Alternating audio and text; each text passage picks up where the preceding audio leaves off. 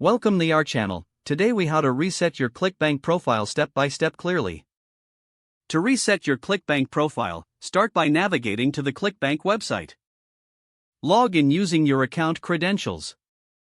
Once logged in, locate the account settings option in the upper right corner of the dashboard.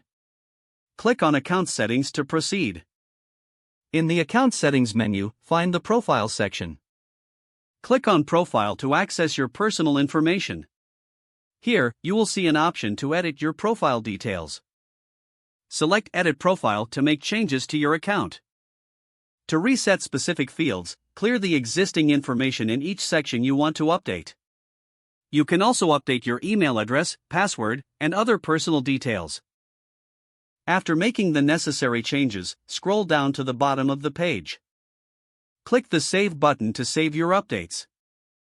If you want to reset your password, navigate to the Password section in Account Settings. Click on Change Password to initiate the process. Enter your current password followed by your new password. Confirm your new password by entering it again in the designated field. Finally, click the Save button to finalize the changes. To ensure everything has been updated correctly, log out and log back into your account. Check your profile to verify that the changes were successfully applied.